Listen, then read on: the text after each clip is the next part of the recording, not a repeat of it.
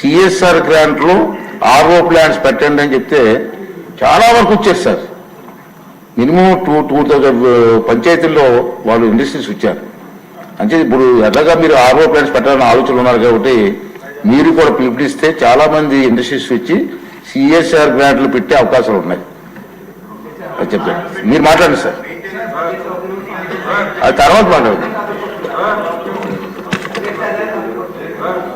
మీరు అవునండి, already announce చేశాను బాబు సార్. అది మీ ప్రశ్నలో రావాలి, మీ ప్రశ్నలో ఎవరు మాట్లాడాలి మీరు. నమస్కారం అధ్యక్ష. చెప్పండి సార్ ప్లీజ్. నమస్కారం అధ్యక్ష.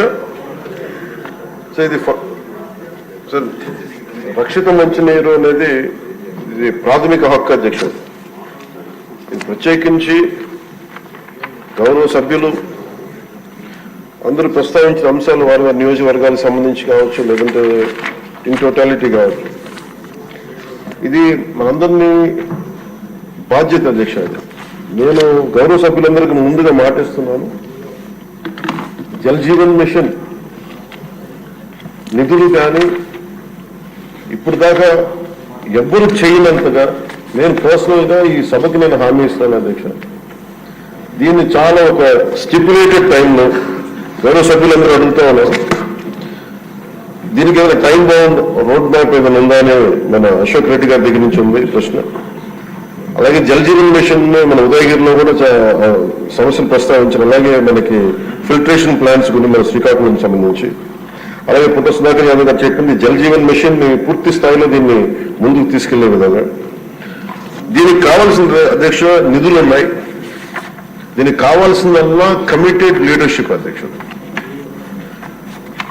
పంచాయతీరాజ్ ముఖ్యంగా సంబంధించి మన ఆర్డబ్ల్యూఎస్ లో కానీ చాలా బలమైన వ్యవస్థ ఇది. కాకపోతే దీన్ని మోటివేట్ చేసి ఇక అధికార యంత్రాంగం కూడా దీన్ని ఒక ఈ సభలో కూడా మన అధికార యంత్రాంగానికి కూడా తెలియజేస్తాం అధ్యక్ష. ఇది మేమందరం అనుకుంటున్నాం అధ్యక్ష, అధికార యంత్రాంగం దీన్ని పూనుకొని ఇది ప్రాథమిక హక్కు కింద. ఇప్పుడు ఉద్దానం సమస్య కూడా గౌరవ సభ్యులు ప్రస్తావించారు అధ్యక్ష. ఆ రోజులకు కదిలించేసింది. ఆ రోజున కేవలం ఉద్దానం వరకే ఈ కిడ్నీ సమస్య ఉందనుకుంటే ఈ రోజున ఆంధ్రప్రదేశ్ లో ఏ మూలకు పోయినా కానీ ప్రతి చోట ఇంక్లూడింగ్ మన తిరుమూరు కానీ మన కృష్ణా జిల్లాలో కానీ ఏ మూలకు ప్రకాశం జిల్లా ఏ మూలకు పోయినా కానీ ఈ సర్ఫేస్ వాటర్ లేకపోవటం వల్ల అన్ని గ్రౌండ్ వాటర్ తీసుకోవటం వల్ల కంటామినేషన్ వాటర్ ప్రజలు తాగి కిడ్నీ వ్యాధిగ్రస్తులు ఎక్కువైపోయారు అధ్యక్ష. ఇది చాలా చాలా నాకు వ్యక్తిగతంగా కూడా చాలా కదిలి చేసే సమస్య. అలాగే ఈ రోజున సిఎస్ఆర్ తమరు చెప్పినట్టుగా సిఎస్ఆర్ ఈ ఫండ్స్ చాలా మంది ఇవ్వడానికి సంసిద్ధంగా ఉన్నారు అధ్యక్ష. దీనికి కావాల్సింది మీరు చెప్పినట్టుగా మీరు చెప్పిన విధానం దీని ప్రేరణ ఒక ఇన్స్పిరేషన్ గా తీసుకొని దీన్ని ఒకటి టైం బౌండ్ ప్రోగ్రామ్ గా చేస్తాం అధ్యక్ష. అలాగే దీనికి ఒక ఇన్స్పిరేషన్ ఇచ్చేలాగా ఒక స్టేట్ లెవెల్ ఒక కాల్ నేను వ్యక్తిగతంగా తీసుకుంటాను అధ్యక్ష మీరు చెప్పిన ఈ సూచన. అలాగే అధ్యక్ష వ్యక్తిగతంగా కేంద్ర ప్రభుత్వంతో మనందరికీ సత్సంబంధాలు ఉన్నాయి కాబట్టి ప్రధానమంత్రి గారు కానీ కేంద్ర నాయకత్వం కూడా కోరుకుంటుంది ఏంటి అంటే జల్ జీవన్ మిషన్ ని ఆంధ్రప్రదేశ్ దీన్ని ఒక దేశానికి తలమానికంగా చేసి can become a role model to the entire nation అనేది ప్రధానమంత్రి గారు కూడా కోరుకుంటుంది. ఆయన అంతిమ లక్ష్యం కూడా ఏంటంటే కేవలం 2 గంటలు కాదు రావాల్సింది నీళ్లు, దాదాపు 24 గంటలు రావాలి నీళ్లు అనేది ఆ దిశగా కేంద్ర ప్రభుత్వం ఆలోచిస్తుంది అధ్యక్ష.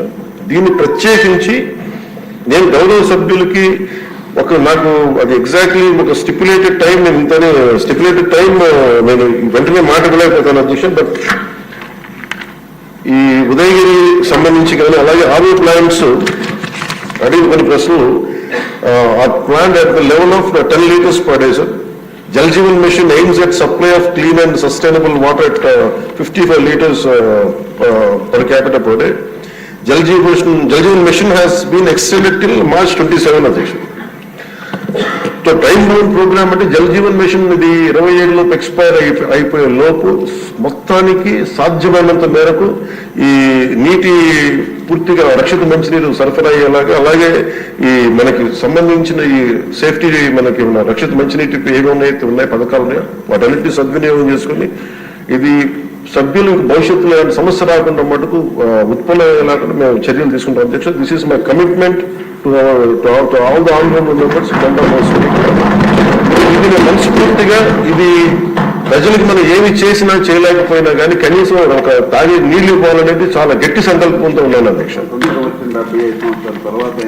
75 సంవత్సరాల తర్వాత గౌరవ మంత్రి అచ్చెన్నాయుడు గారు చెప్తున్నట్టుగా 75 సంవత్సరాలు ఇంకా మనం కొట్టుకున్నామంటే నిజంగా వ్యక్తిగతంగా నేను తలదించుకోవాల్సిన విషయం. మొన్న మధ్యన కూడా మీరు కొంచెం సమయం తీసుకుని మొన్న మధ్యన కూడా నేను ఈ కడప వెళ్ళాను అధ్యక్ష.